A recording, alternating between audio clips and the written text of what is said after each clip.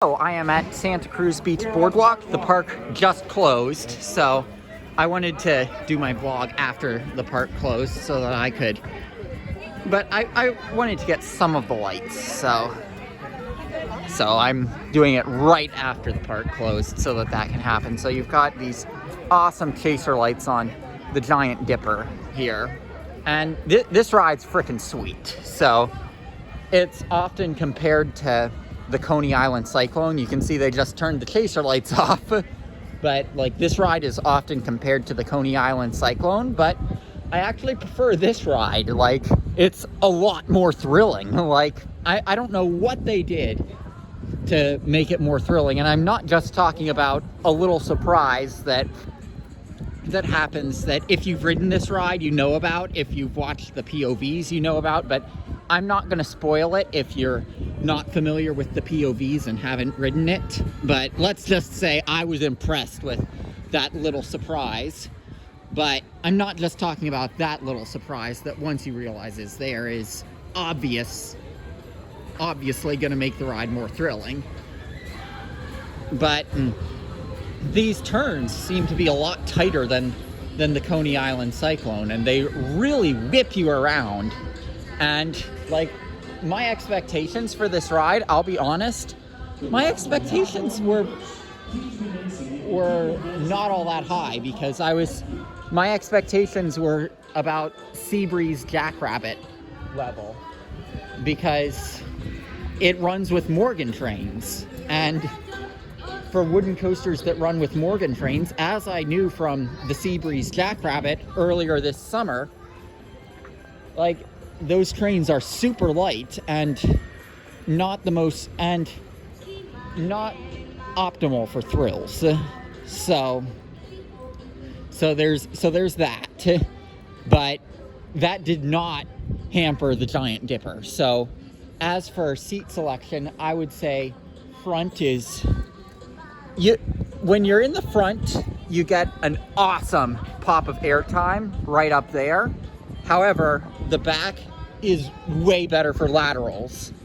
So like, you get a few pops of airtime that are better in the front, but the back is better for laterals overall, is what I'd say. So because of how much better the back is for laterals, I would say the back is probably better. But I mean, it is all a matter of opinion for whether you're front row or back row on this ride. But yeah, it's an awesome wooden coaster that exceeded my expectations, and like, I rode it like 10 plus times today. so if that tells you anything, that should tell you what you need to know. And here's the sign for this ride.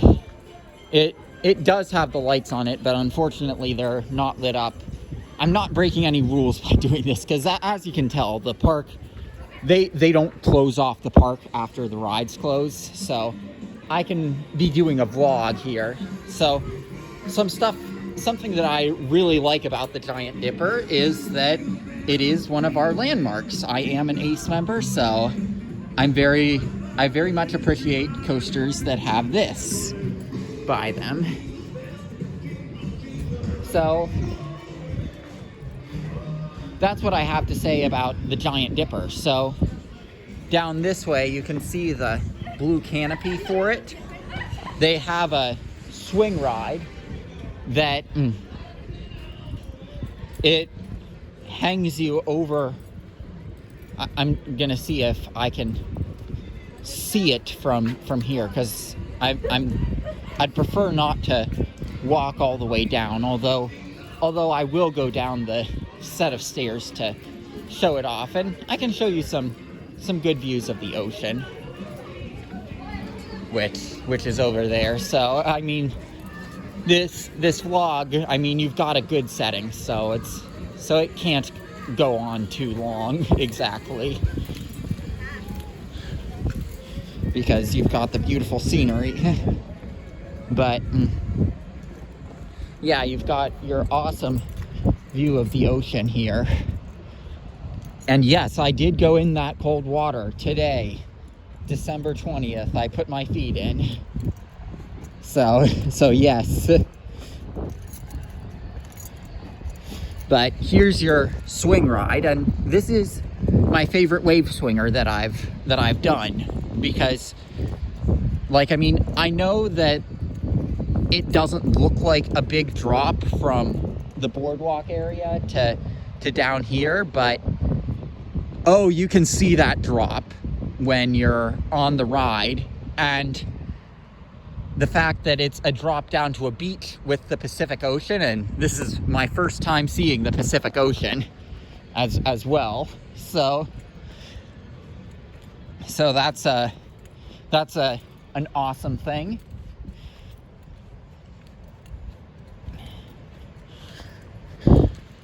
So now let's go back up to the park, and we can discuss some other things about the park, because this park has a lot of good things about it. I will say it was frustrating yesterday when, because of my dad being insistent on checking into the hotel and doing everything and totally unloading stuff before, like, yesterday, like, I was thinking that, oh, I missed out on the undertow credit because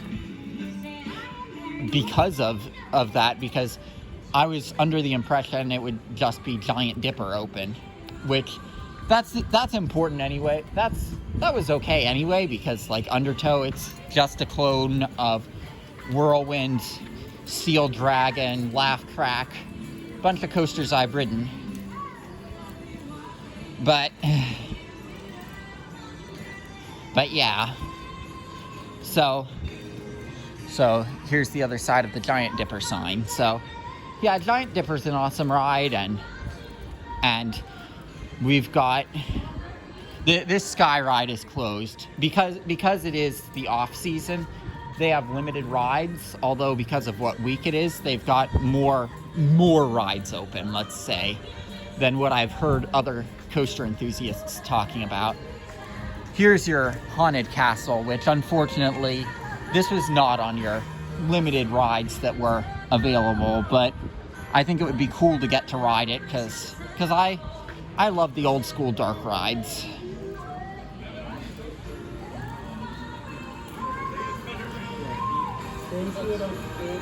Also, I'd like to mention that, to some extent, Rick Seaback's Great Old Amusement Parks documentary that included this place got me here, and him calling it the Coney Island of the West. I mean, to some extent, that's spot on accurate. So, continuing our walk around, up here you have undertow. You can hear that the Wurlitzer is still playing inside. Now, this carousel I did a whole vlog about, so you can go watch that. But what's really cool that I'll mention, so this organ here, it's the same type of organ that Seabreeze had at their carousel that burned down in 1997. So it burned down before I was born, and that's one of my home parks. So I mean, it's cool that they have an original, I think it's a Wurlitzer 165, and they also have the Ring Olympics, similar to Knoebels, although it's a clown instead of a lion, and they just turned off the Wurlitzer on those speakers. Like, there are a couple things that I don't get with how they have their Wurlitzers set up, but yeah, this is probably my favorite carousel because of how they have it set up with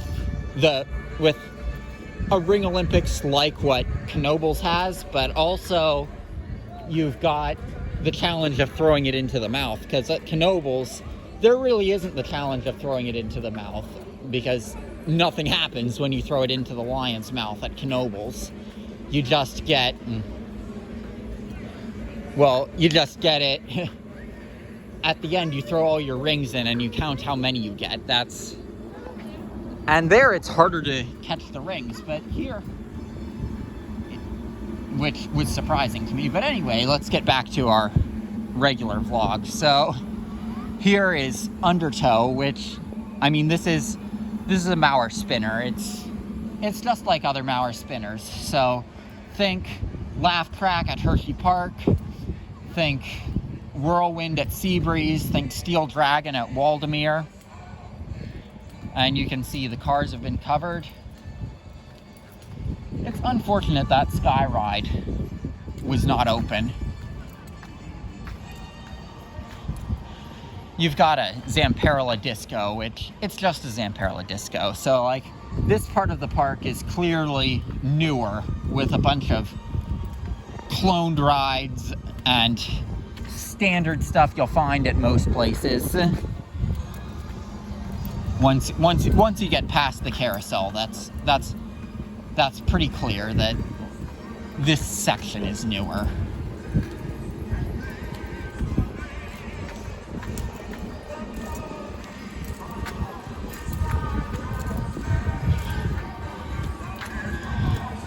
It seems they copied Six Flags on the signage for directing you to what rides are where.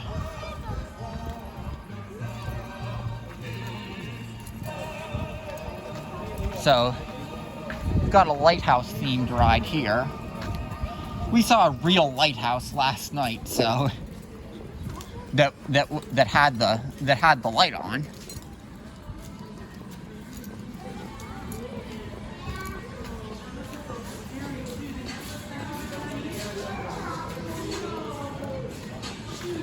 You've got a Zamperla mini whip there.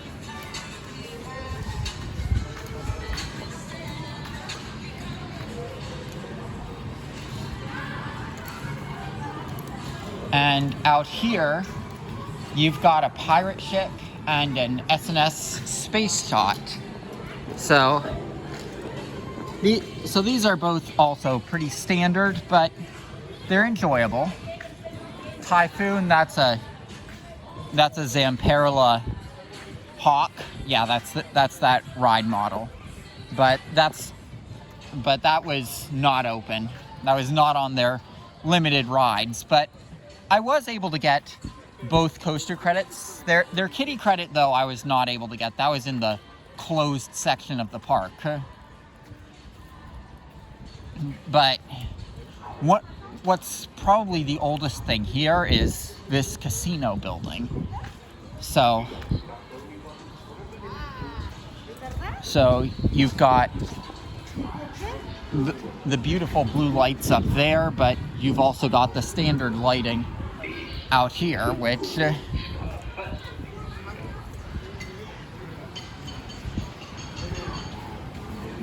I'm trying to get a good angle of. But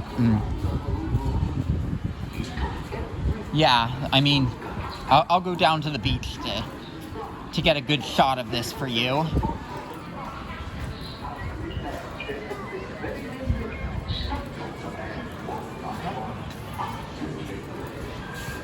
Oh, you've got a Laughin' Sal.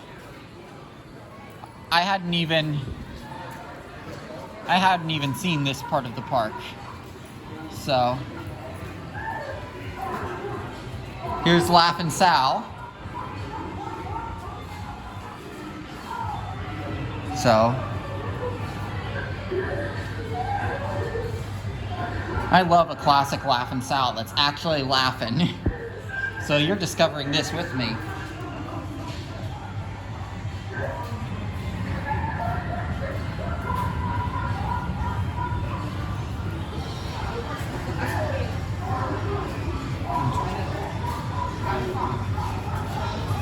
It's nice that Santa Cruz Beach Boardwalk has purchased so much from Playland at the beach to preserve the history.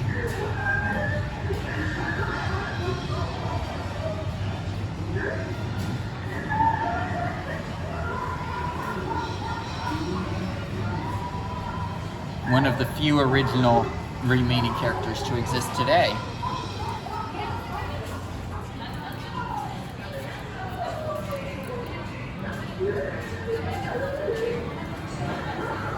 I know that Laugh and Sal is what Laugh Track at Hershey Park is themed to, but they don't have her actually laughing. So yeah. But like I'm glad we got to see Laugh and Sal, because that's an amusement park staple and a classic. And we'll end by giving a awesome panorama of this casino building, because this is an awesome classic building here. And you definitely recognize this if you've seen that Great Old Amusement Parks documentary from Rick Seaback that I mentioned earlier. So yeah, I mean, you can tell a lot of the rides have been changed out, but all of the historic stuff remains. So that's nice to see. It's nice to see Giant Dipper is still going. It's nice to see the carousel is still going in the condition in the condition that makes it a main attraction.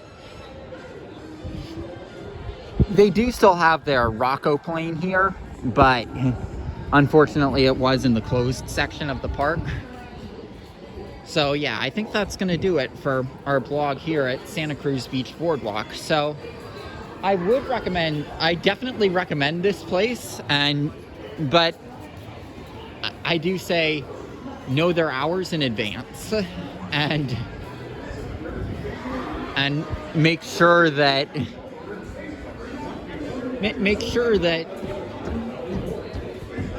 as far as your plans go, you don't insist on checking into your hotel first if they're gonna close and you want a specific credit that you only need to ride once. But other than that, yeah, that's gonna do it here.